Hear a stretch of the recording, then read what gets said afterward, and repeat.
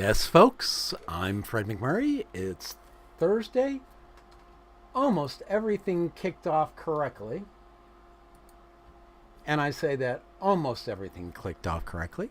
I'm Fred McMurray, which means, and it's Thursday. I think I said that. Never mind. This has to be. Ooh, didn't even kick it. There we go. Maybe it's this one.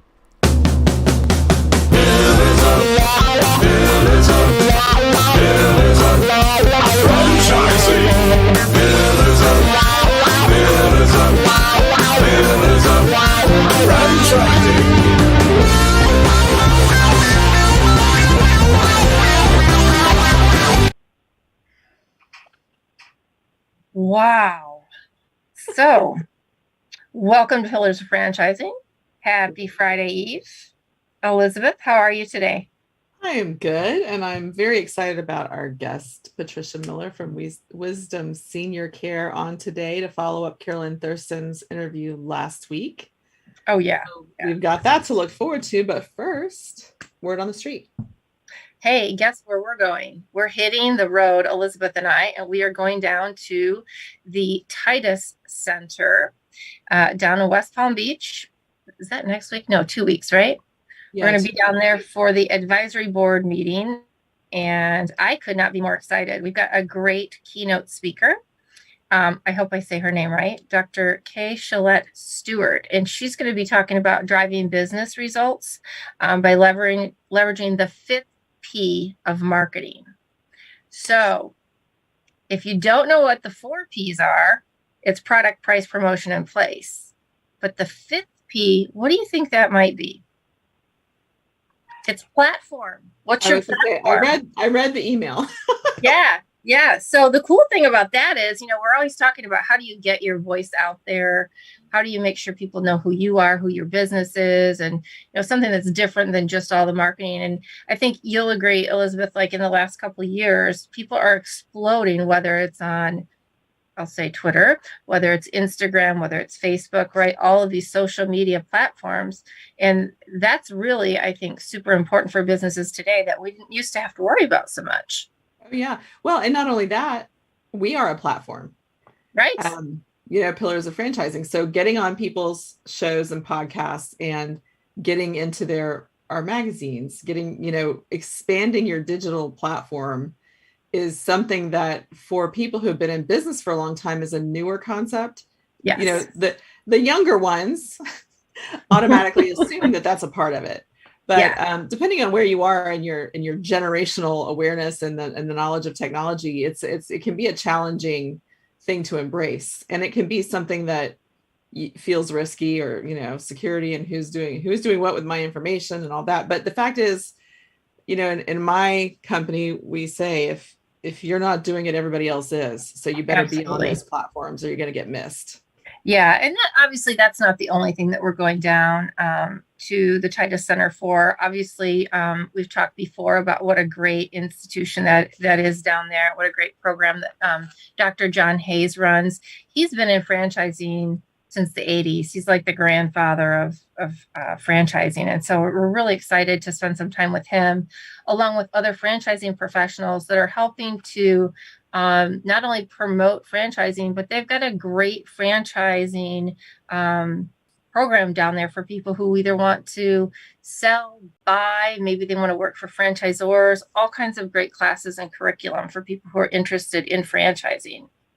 They do. And, they usually, at the last board meeting, I went down there and Jerry Akers on our team was down there as well. You weren't able to go, but they had students who came up and talked about what it is that they were doing, what their internships look like. They're also always looking for internships. So whether it be with a franchisor, working in the corporate office, or as a franchisee, learning the ropes in that area. Some of them even become franchisees very young, and they have ways of helping them do that. So it's a neat way to meet the students. We actually have a panel on December, I think it's the first Thursday of December. John's coming on with a couple of his students so that we can get to meet them and understand what it is that their program is doing. But there are 4 universities that have business degrees with emphasis in franchising. Babson in Wellesley, Massachusetts, Northwood University in Midland, Michigan, the I know that University of one. Louisville, and Kentucky, and then Palm Beach, Atlantic, and Palm Beach. So it's becoming Oh. more of a thing. Yeah, Which shout I out think to is great. Midland at Northwoods. Huh, I had Yeah. no idea. Yep. Yeah, it's a good thing to know. I don't think a lot of kids coming out of high school have any idea about this. So I'm really excited about the panel that he's going to bring on the show in a couple of weeks. Cool. And then we'll get to meet them when we're down there.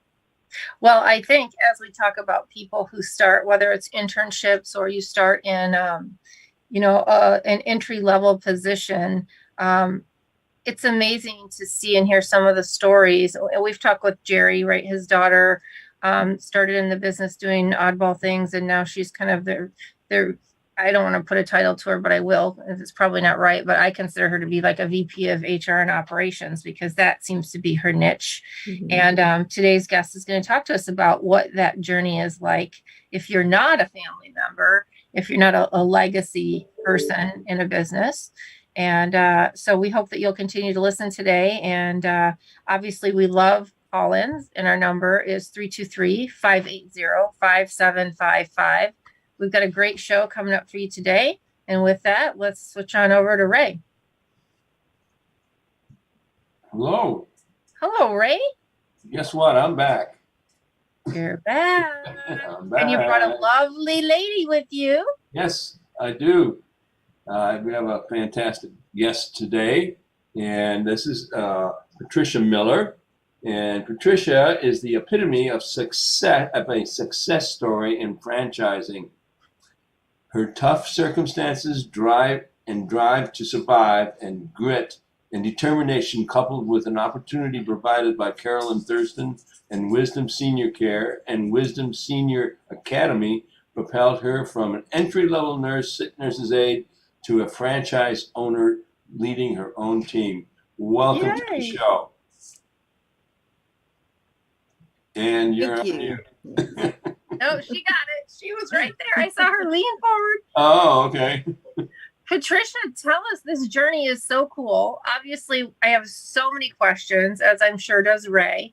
But let's talk about what initially got you into working in the franchise in the beginning. Okay.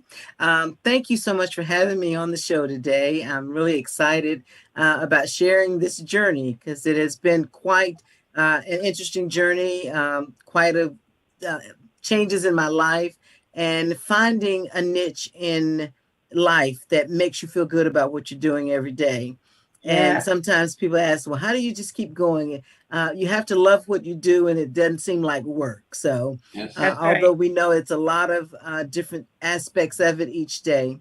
I initially got into healthcare because I was, my mother had gotten ill, and I watched a caregiver take care of her, and I was 9 hours away, and I would travel home every other weekend, 9 hours one way and back to see her.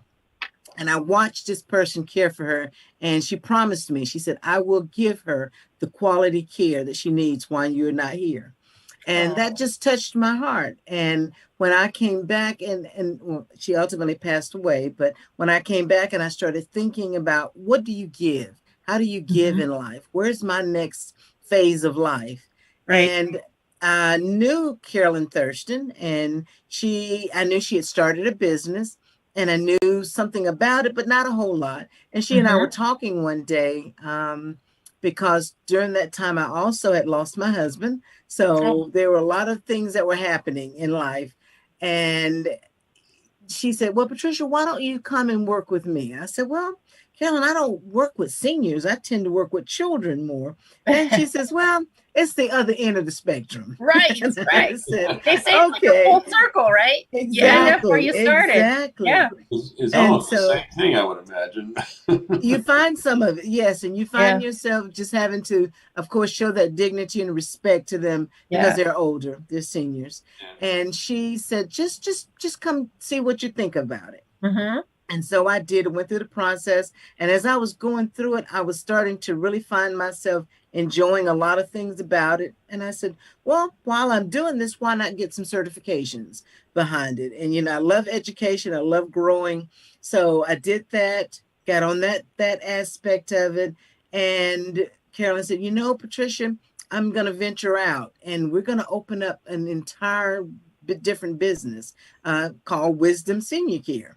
And I said, absolutely, because I believed in her, first of all, her dream. And then I believed in the mission statement, which is what captured my attention, because we talked about being able to be a premier senior company in the Durham area, because we're in Durham, North Carolina. Right. And then taking that even steps further, not only in Durham, but other cities and then other states. And the dream just kept getting bigger and bigger. And as we were pursuing this, we found ourselves, of course, swamped with a lot of trying to care for people, trying to keep people on, and it became pretty hectic. And as we started looking at it, Ms. Thurston was actually sharing her knowledge with people and having to help them many, many times over after going through some training. Yep. And we found out that she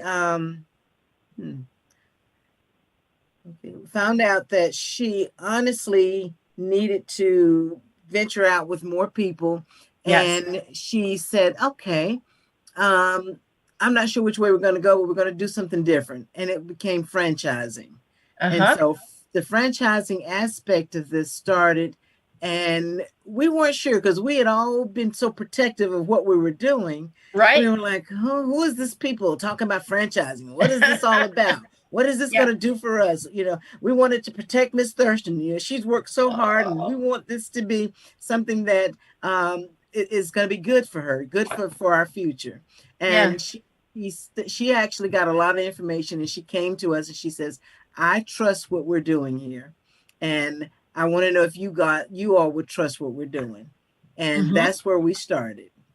And as the franchise started growing, I wasn't one of the first ones to get started, but as I was observing as things were growing, I then said, okay, I'm ready now. This is another phase of life. It's time to do something else. And so then that was introduced to me about franchising in the surrounding area, another county, and a territory that I am part of now. And we started literally, I must say, with zero, with nothing. Yeah. There were no people. There was the money, challenges. And you say, well, how do you do it? And I have to say my beliefs, I stepped out on faith and I said, we're going to go based on the system that we created and we're developing and the processes and follow that. And that's what we did. I'm sorry, I didn't mean to interrupt you, but you did say a couple of key things that I want to point out because we spent some time talking about them. And the one thing I heard you say first is that you really believed in the mission statement, right? That Carolyn had set forth. That was something that really hit home for you. And, we've been talking for weeks now about how important that is, even if you're, an entry-level person and you're just getting there, to make sure that the owners share that with their employees. Is that something that you're actively doing with your employees as you bring them on board? Absolutely. It's one of the things that when anyone comes on, and we started hiring, that was the thing. There were no people, so I had to start hiring. And as we talked to them, or as I was talking to them, I would share with them why I got involved in the business. What was the foundation for me? Even when you don't quite understand what's happening, I go back to that foundational statement or mission statement. And that's what keeps you moving forward. Well, and I love that you have a passion for Carolyn and that you're very protective, that you all were very protective before she decided to franchise. I think that speaks volumes about leadership and how you get people to buy in. So if somebody wanted to come and, they had the money and they wanted to buy a franchise, what would you tell them about owning a Wisdom Senior Care? I would say it is a phenomenal business with a tremendous future for, as we could keep talking about, sustainability, legacy. Right. It's going to be work, but it's going to be worth if you have a vision or a passion for the senior population, or because that is our franchising. Sure. And if that's what you have a passion for and you want to see that go on in your family line, then you can join the franchise of Wisdom Senior Care. That's awesome. Carolyn also said that they do not just award franchises to people who have big fat checkbooks. Correct. It is people who you sit down as a board, and it can be a little nerve-wracking when you're sitting there and they're talking to you. But if you really know, if it's in your heart, it has to be a heart passion. It has to be a commitment that you're making. And you can tell when someone's in it for, I'll say, just the money, or what they think would be the money, or if they have a passion for this continuing on and helping people for a lifetime. I think you hit the key word there is passion. Yes. And it's amazing how many people don't know what they have a passion for until you kind of highlight that in their lives and say, well, look, you seem to be really good at this, and all of a sudden they begin to light up and they realize I am really good at that. Exactly. So Patricia, tell us a little bit. I know that Carolyn formed this, I'm going to call it a school or this course, this mentoring thing for people who want to go to the next level in terms of senior care. Can you tell us a little bit about that and what your experience has been with it and how that's kind of changed you? Absolutely.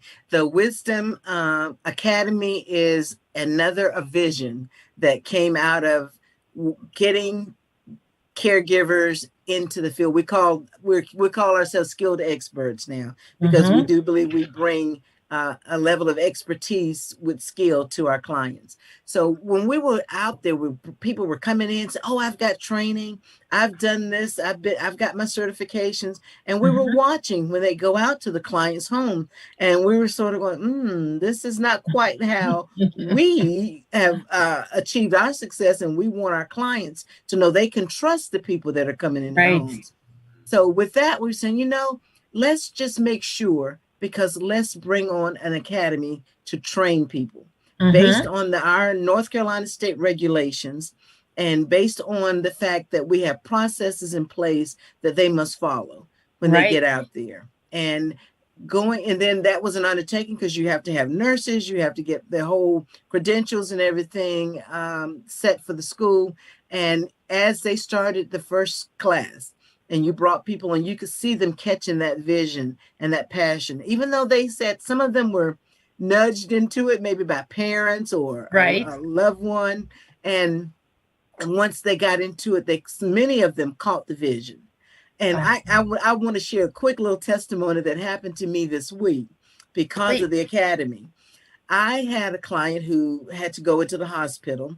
And so we go with our clients when that happens. And I was there, and I had on the uniform that said Wisdom. And they said, "Is it Wisdom Senior Care, Wisdom Academy?" I said, "Yes." She says, "I am a student of Wisdom Academy." Wow.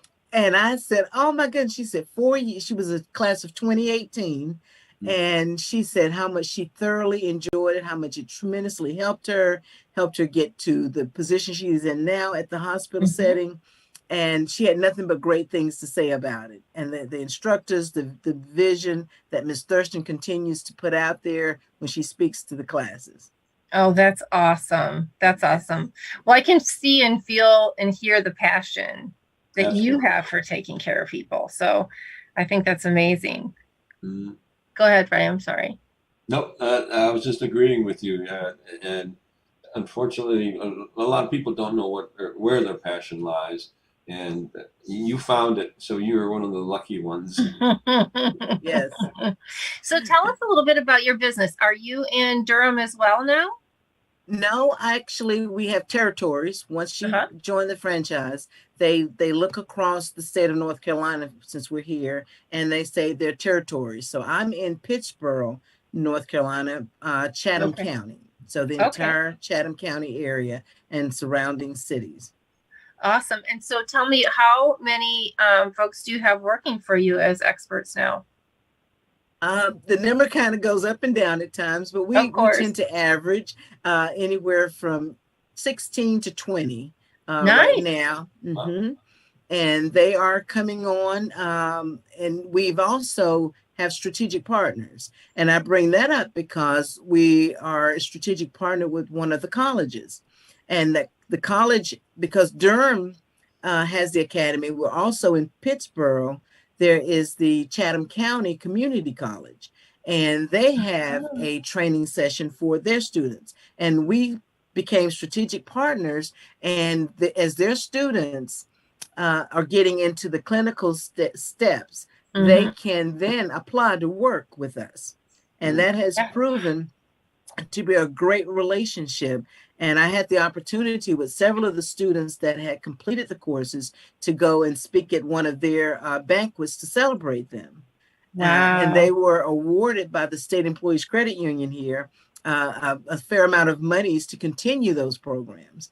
And it was just really nice to see that not only could they get the education, but they can also get the work experience and the training on a level where they're not so much thrown into, say, a hospital setting or a huge facility setting where they're having to take care of 10 to 15 people. When we can give them sort of a 101 experience, help give them some foundation, help them understand what it really means to care for a senior and how to grow themselves and their confidence. Yeah. You know, I think, Patricia, what you just shared is a good point for franchisors and franchisees alike. That strategic partnership, you know, in days where it's difficult to find people and sometimes it's challenging to keep people, whether it's existing people that go back into this additional training or schooling, is a great way to keep them engaged. And if you are a strategic partner, whether it's a school or it might even be a trade school for some of our franchises out there, right? Build those partnerships because those are your future employees. And I think all too often, even as a franchisee, you know, we don't think about, well, geez, there's there's a technical school down the street. What could I do with them to help bring in some of the key people that I might have? Or if I'm a Mr. Handyman or Air Serve or something like that that needs technical people, there are all kinds of colleges around that offer those classes. So I think your mention of that strategic partnership should really make everybody kind of think about, who are my strategic partners in the community that I might be able to reach out to. Like Ray and I, you know, we could be reaching out, and we did at one point, and help some of the domestic violence victims. You know, when they're ready to come back into the workforce, it's a great place for them to start. So I think that's a really good tip that you shared, and I really appreciate that. So how long has your business been open now, Patricia? We actually started in March of 2020. And if anyone knows that significant time frame was the pandemic hit. Yeah. And when we had started and I was looking for office space and everything, and we got that secured, and then we're looking to connect with some of the facilities, make ourselves known here. And I went to a facility, we gave our presentation, and they really liked it. They said, one of the things that really captured our attention is that you had a uniform system. And that meant you would present well. When your people would come to work here, they're going to be uniform. They're going to look and dress professionally. Yeah. Because unfortunately, they said so many people had come in, they found people coming in pajamas and other things to work. And we were like, what? And she said, yes. So we really like that aspect of it. Yeah. So as March of 2020, 2 weeks after we'd gotten our foot in that door, the pandemic hit and the doors closed in many, many facilities. Right. And that was one. They said, we're not allowing any other companies in. The companies that are here will continue to service our residents as needed. And so we got a tremendous amount of clients getting started with that. And we were getting caregivers, which meant it also brought on a challenge of interviewing. Now, how do you interview some? Because we normally have to do it in person.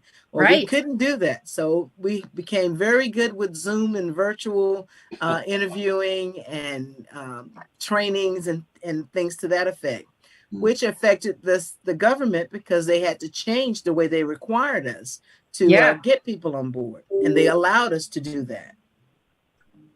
And once we got Yes, once we got people on board, like I said, our presentation and our professionalism Mhm. and making sure that our care skilled experts understood why we were there. Yeah. Um, we got the reputation of being a company that you want to call on first. And That's our amazing. uniform colors are purple and gold, so we're been Oh. nicknamed the Purple People. The purple people. That's great. That's awesome. So I don't know if I really need to ask you all over again, but I mean, well, we already talked about, what it costs to invest and all that good stuff. Were there any things about owning your own business that surprised you? Um, it wasn't so much the business aspect of it. I think it was the mindset of people when we go into it. The business, and I must say this, because we have a tremendous business consulting team with us, marketing team that provided the literature, the collateral, all that we had to put out that gave the professional look. Those things were all ready, and they were very knowledgeable about what they were doing. We had to learn, of course, with the pandemic, how to handle things with business and how things were changing. And that education was going out very quickly. As soon as Ms. Thurston would find out things, she would let the franchises know. This is what you need to be aware of. These are the licenses. These are the things you need to stay on top of to make sure that things don't fall through the crack, because you can get bombarded with all these things and then to find the red tape, the paperwork and all of that. But because we had a great training system going, we had weekly meetings that they could answer any questions anytime, day or night for you. That's amazing. That's great. And that shows a really strong leader in that organization. So not only did her passion carry her to fulfill her dream of opening the business and then franchising it, but it's obviously gone to all of you as well. We do have a question from the East Coast. We've got some people out there hitting us up on some questions for you. And someone here would like to know, what was the most fulfilling thing that Patricia has found about owning a business? I think the most fulfilling is knowing that you are with an organization, Wisdom Senior Care, that sees your future. They don't see where you start. They don't see where you are right now. They see the future once you are approved by the board. They see the future for you. Now it's a matter of you to continue that belief in yourself and gain the belief in the system. Sure. If you can believe in this, now it's going to be challenging. I would tell anyone, although this might all sound good, it's work. It's a lot of work. It's a lot of reflecting, acknowledging where you are and the changes that you have to make within yourself. Because, and I always say this, if you already knew how to do it, you'd already be there. That's right. Yeah. And conversely, their question was, and you kind of started to touch on it, what has been the most annoying or difficult thing for you? That was my question. The difficult thing, and I tell you, and it still gets me to this day, is the mindset of people when you say work. Because it's like, where do you think you're going to get funding from? How do you think you're going to live?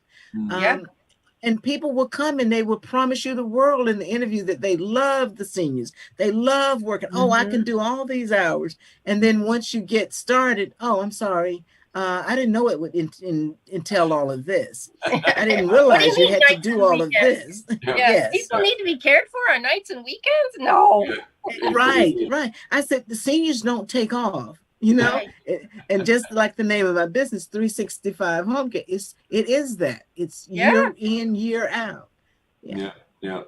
That's awesome. Patricia, tell me quickly, how did you find, was funding relatively easy when you have a business that is service driven, not like you don't have a lot of inventory necessarily? Did you find it how easy to get funding? I know people are thinking, especially right now, like, oh my gosh, if I want to do it, I have this dream, but where am I going to find the money?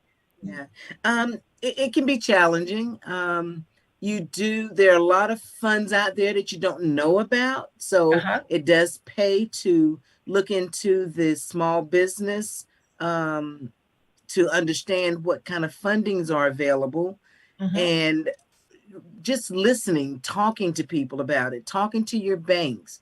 And sometimes you feel like you talk to the banks and they don't quite understand, or they're turning you down. So you do have to look for other options of business. Yes, that can be an aspect of frustration to you. It can be a time maybe you go into partnership with someone. Right. Maybe you find someone that's I like to say a silent partner, but sometimes they can be vocal.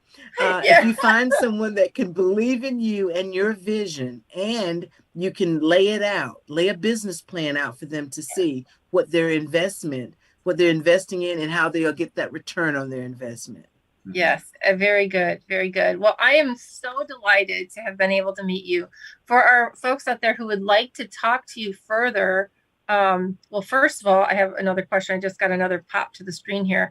But there are going to be people who want to hear your story, and I want to make sure everybody knows that you were in our August issue of Pillars of Franchising magazine, which you can find at pillarsoffranchising.com if you'd like to go back and read more about Patricia. And the question I have now is, this is fun. What is the weirdest thing that you've encountered? The weirdest thing? Yeah. It might not seem weird to some people, but when you think about healthcare, and some people have this idea of a plush setting that they will go into. Sometimes you go into some real creative settings, and the homes, but the ultimate is you're going to care for someone. So I got a call, and the gentleman explained that his loved one, his brother, was a former physician, and unfortunately he had a brain tumor, brain cancer. And he said, we'd like to have someone come out. I said, okay, sure. And I always try to go out first and do the initial meet and greet and give them paperwork. And he says, you're going to come down this little dirt road, and you're going to turn off the path, and then you're going to see the home. It's like a cabin. And I said, okay. And I get there, and it's the tiniest little cabin I've ever seen in the middle of the woods. And I'm thinking, I'm immediately thinking, I've got females that are going to come out here. I've got people. You're trying to think, who are you going to have on your team that can come and successfully do this? Right. So that was a little strange. And he said, it's a 1-bedroom, but we've turned it into a 2-bedroom. I said, I'm looking around like, how? He says, out on the deck, we have a tent, and that's the 2nd bedroom. And they literally did. Wow. Wow, that is very interesting. Right in the sound effects. Well, Patricia, where might people find you? Are you on LinkedIn? Are you on the social media platforms where people could find you if they want to talk to you about your inspiring story? Yeah, LinkedIn, Facebook, Twitter, all at wisdomseniorcare.com/102. Awesome. I have to say, it has been such a great pleasure spending time with you today. And it's just this kind of emotional story that you have. And I love the whole growing up in the business idea, because so many people start a job and they don't think about how it can turn into a career. Yes. Can I share one more little thing? One of the students that we connected with the college, and she came to work, and she was so energetic, excited, but she was young, and she needed some nurturing. She needed some caring. And that's one of the things you learn too. You have to have that passion to help. And so she decided, after she got her certification, she wanted to go pursue the greener pastures. And I said, okay. So she went. I said, I will caution you to stay with us. She didn't. And she went. And about 2 weeks later, she calls me up. She says, Miss Patricia, can I come see you? I said, sure. And she came in and she said, it's not what I thought. And she said, you were right. I needed to stay a little longer to get my foundation built. And I said, let me ask you this. Are you looking for a job or a career? If you want a job, you chase the money. I said, but if you want a career, you want to get a good foundation. You want to get a good understanding of what you're doing and why you're doing it. Yep. Because when times get tough, you'll have to fall back on those. That's awesome. What a nice story. Correctamundo. I hope that young lady is still with you, and I hope she turns out to be a leader for you one of these days if she's not already. She's pursuing other areas, but she stays in touch. Yes. Well, that's good. Hopefully she learned all she could from you, and you never know. I've had people come back to me 3 and 4 times already. So absolutely, that's correct. Yeah, so it happens. Thank you so much for your you. story. We Thank you for enjoyed being on the show. Thank you. Yeah, and All we're right. gonna gonna be checking in with you again. So watch for emails from Elizabeth, because if it's not here on the show, I know she'll want to do some follow-up with you in the magazine. Okay. All righty. Thank you so much, everyone. And thank you, Patricia. All righty. And we'll be Hey, right franchise owners, how's your local marketing? Do you feel like you could use some help keeping up with your social media posts and comments and reviews? Do you wonder if you could be doing more to attract local customers? Are you able to identify new move-ins to your local area? At Westvine, we help franchisees like you reach more local customers through digital marketing. With daily monitoring, creative content, and ad placement, and customer data intelligence, we'll get your business in front of the people who want your products or services. We also work with franchisors who need an agency to handle the digital marketing for all of their locations. If you're ready to reach more local customers, give us a call at 805-265-5440 or visit us at westvine.com. That's 805-265-5440 or westvine.com.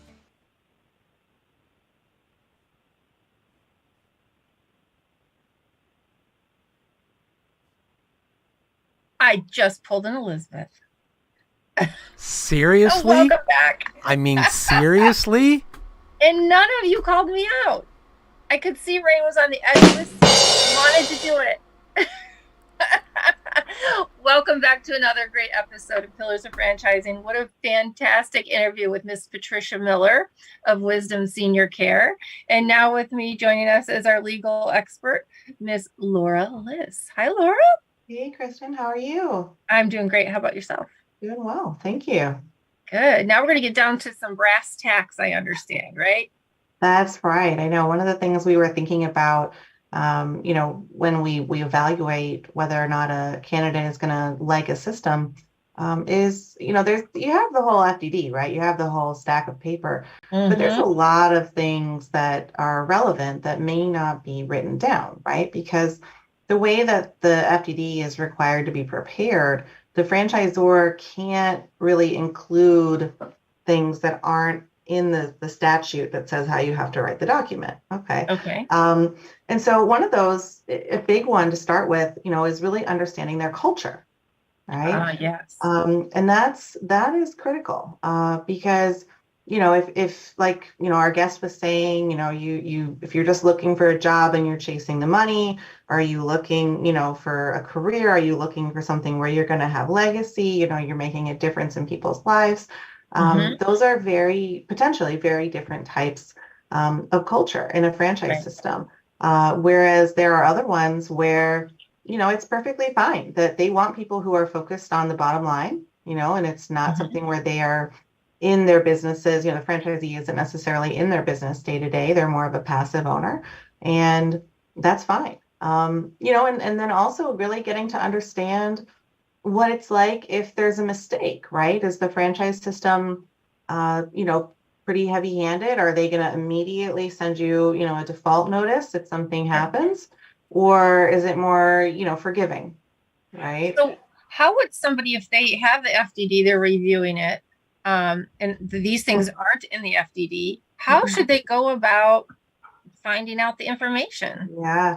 So they really need to be calling the existing franchisees, assuming, that the brand has those. And those people's phone numbers are all in the franchise disclosure document. And I know that not everybody finds it comfortable to call people they don't know and, ask them these questions. But at the same time, it's a potentially huge investment, right? It's probably worth it. Sure. And everybody's been where you're at, right? So it's not like you're going to call and ask questions that they probably didn't call and ask back when they were looking to buy their business. So Right. you kind of have to get over that because you need to make an educated decision. Absolutely. Another example of something that they might not know, but, is really relevant, recently, since the pandemic started, there's been a lot of discussion about labor issues, right? That there's not enough supply of people who want to do different types of positions. But, in the senior care industry, like where our guest is a franchisee, that industry for many, many years has already had those issues, irrespective of the pandemic, because frankly, there are not a lot of people who already live in the U.S. who want those jobs. They're usually, fulfilled by people who are immigrants. And so, regardless of anyone's opinion on immigration, there are just not as many people here, right? Because there's not as much immigration right now. And so that is something that when you're evaluating a business and you're thinking about, okay, how am I going to, make this work? What am I going to have to pay? That's really relevant. That's actually a really good point, because there are a lot of different types of franchises that do need a more entry level position. And it's amazing how many people here don't want to do those jobs, but that's a whole nother conversation we could have. Yeah, absolutely. But no, I'm sure you see that, with your franchise, right? Oh, yeah. That you probably have people who are, you've trained them, they know exactly what to do. And then you have people who are more entry level, and you need both. You need both.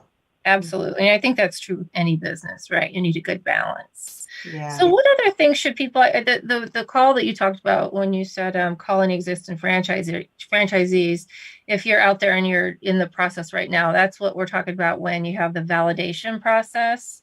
That's what we refer to as a validation process. So make sure you add that to your questions that you're going to ask the existing franchisees when you call, as you're trying to decide what business is right for you. What else do you have for us, Laura? Well, I mean, I would just go back on that, and you really can't call too many of the other franchisees, right? You just, you'll some of them may not ever call you back. Some of them, it may not be anything new. But you need to keep calling, because you just don't know, what you're going to uncover. Right.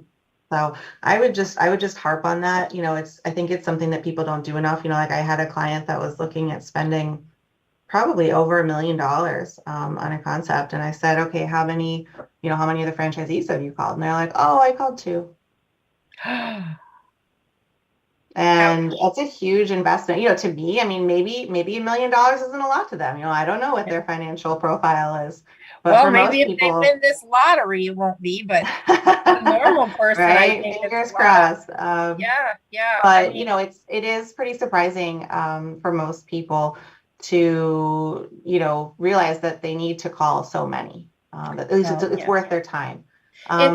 In a balanced, right? So you want to call the top 10, the bottom 10, some that have, and I don't mean all 10, but, pick some out of the top, out of the bottom, in the middle, some that have left or sold the system. See if you can. Those are really important. Yeah, there's a separate list in the FDD of franchisees that, for whatever reason, it could be that they were terminated, or it could be that they just didn't renew, or maybe a spouse had a health issue and they could no longer keep their business, whatever the case may be.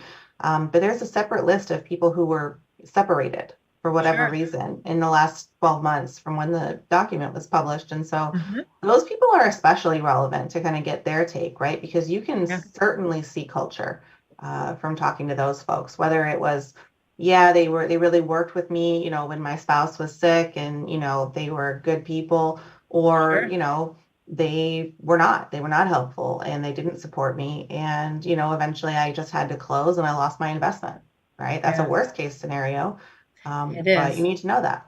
Yeah.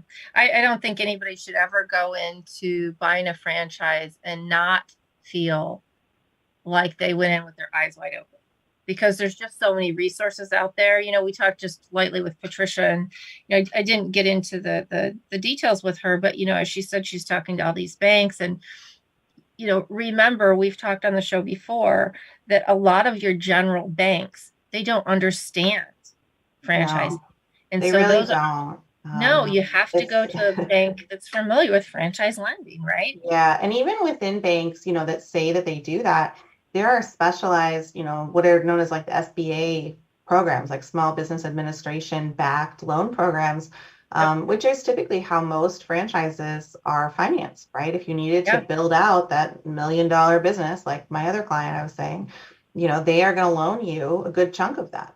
And so I think that's also something that, is not really necessarily in the document that a lot of potential candidates maybe don't have figured out. They don't have figured out their financing. Usually when I talk to them, and they might have an idea, but they haven't necessarily spoken to that kind of particular lender, right? Sure, right. Make a really big point to tell them, look, there's nothing in it for me, but I would like to connect you with, these 5 different SBA lenders that I know. Sure. You can talk to them. You pick whoever you want, but please don't just walk into your branch and expect that someone is going to know what you're talking about or how to help you, because they're not going to. And that's why, for those of you who haven't been on our website, everybody that we have on the show, we consider them, Fred likes to call them pillarized, right? So the lending specialists that we've had on the show, we try to make sure we have top-notch people who have portfolios of different banks and different ways to get you funding, so that, if you're looking for something out there, go to the Pillars of Franchising, go through our past guests. They're actually, I believe we've got them organized now. And if not, you can scroll through and find the ones that are for bankers, right? We just did a show a couple weeks ago with Benetrends, and we've had several others on. So it's a good place to start. Again, trying to be your resource for all this information. Did you have another point on there, Laura? Because I have a question for you when you... you go ahead, ask your question. Well, this was one that I found kind of interesting, because when we signed the FDD, what I hadn't really understood is how the FDD and the operating agreement play together. The operations manual. Yeah. So that is something really important to know. And the kind of the way that I would describe it is, the background is important here, right? Most franchise agreements are for a very long period of time, right? They're for 7 years, 10 years, sometimes 20 years. And it just isn't possible, right, to come up with every scenario and every little thing that the franchisor and the franchisee need to think about, right? You would hope that that things evolve in business or life, right? Over 7 years, 10 years, 20 years, certainly. And so what happens is that, the core things are put into the franchise agreement. Like, for example, the royalty rate, or the amount that you might pay for, I don't know, your marketing fee, how much you have to spend on local advertising, really core financial decisions. Right. But beyond that, everything is pretty much discretionary for the franchisor, and the way that they administer those changes and update you and say, okay, this is what you need to do now. We're not doing this anymore. You're not allowed to sell that, is by doing updates to what's known as the operations manual. And those can be, they're usually hundreds of pages. They're not typically printed. They used to be in the old days, right? Right. Now they're usually all on some kind of like intranet site that the franchise can access. But, it's really important to make sure that, when you talk to other franchisees, okay, do they feel like the operations manual materials, is that helpful, right? If they have a new staff person coming on, can they use that to kind of train them? Or is it outdated? Is it not useful? And, also, like, are there things that are changing a lot, right? Like, sometimes they roll out a new software system, and they make it sound like the greatest thing since sliced bread. And then, 2 years later, it's really not. And, you have to buy a new POS system or something. And that's frustrating. Well, and that's, we've had a few really big players in that particular situation, right? So Subway went through a whole new signing thing. Other franchises, we know they've gone through a new POS system. We went through a new CRM. So there are a lot of different changes, and many times, and we've gone through like 3 different, I'll call them phases of logos for our cars, right? And so, and those are a big deal, right? It's one of our lead sources, one of the biggest ones. And what people don't think of, who cares? You're changing your logos. Well, let me tell you, when you're wrapping a car and each car is $3,000, it's a big deal. Right. So, what would you say? I mean, would you give the operations manual as much weight as the FDD? That's an interesting question. I think that, taken as a whole, and assuming that the candidate has really gotten to know the business, right? Like they've either Yeah. been a customer or they've talked to a lot of people who are customers, depending on the type of business. I don't know that it's more important, but because the operations manual is really there for like the nitty gritty of the business, right? And so if the franchisee at least understands what the business is now, I mean, you don't need to know every recipe or every, whatever. But if you understand what the business is, then I don't think it's not as important when you're signing, which is good because they're not going to let you see that. And, it's proprietary. They're not going to let you see that before you sign. Back in the day when it used to be paper, you could ask the salesperson, sit with the salesperson and like leaf through it and see, does it make sense? But now because it's electronic, they won't do that. Well, we have an operating manual, but then we have an operating agreement. Oh, interesting. Tell me what that looks like for you guys. Well, I'm going to send it to you because I'd like you to kind of take a look at it. And I would like to put that on our agenda for one of these next shows because I'm really curious to see how many franchisors run an FDD and an operating agreement. Okay. And we can talk through kind of some of the differences. And that's really the one that I want to know, like, the operations manual, it tells me how to input a customer into the system, right? What colored shirts my girls should be wearing. But I want to know this operating agreement, what kinds of changes should people expect? And should you ask at the time that you're disclosed with your FDD, is there also an operating agreement? Yeah, I mean, technically when you are given an FDD, legally, anything that you're going to be required to sign, anything you're going to be required to sign has to be included in that FDD package. Okay. And that is, it's if you're going to be required, assuming that you're signing it with the franchisor, not necessarily a third party vendor, but anything with the franchisor. So the franchise agreement is in there. If you had a lease rider, if you had to sign that operating agreement, I don't know, but if you had to sign it, usually it should be in there. Otherwise, it's very, very challenging that they could ever make you sign it. There can be incentives. Like I know some systems where, you can't have like the cool new thing that they're marketing to like everyone unless you, agree to make other changes that they've been trying to get you to make for, a while that you've been hesitating on. Yes, the carrot and the stick.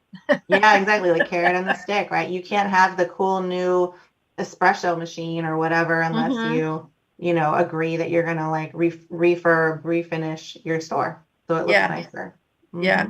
Very interesting. I'll tell you, every day I learn more and more about this industry and I'm more and more intrigued by the ins and outs, whether it be by brand, whether it be by owners, by founders. It's just crazy. There's so much to learn. So, I thank you so much for your time today and your insight. And, this is something if people are looking right now to buy, go back, listen again to the episode, listen to really both interviews, because I really think Patricia had some things, if you didn't hear it, watch it, see her expressions. I mean, she's really passionate about what she does. And that's a good sign of, a franchise that not only do they have great values, they have great leadership, and as she mentions, great ability to pivot in the midst of the pandemic, which I think is really important.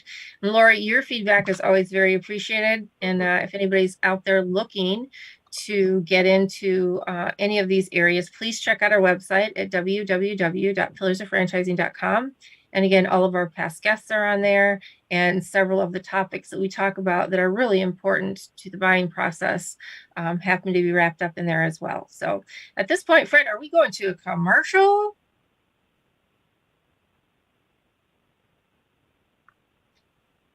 As usual, thank you for joining Pillars of Franchising. We appreciate every single one of you.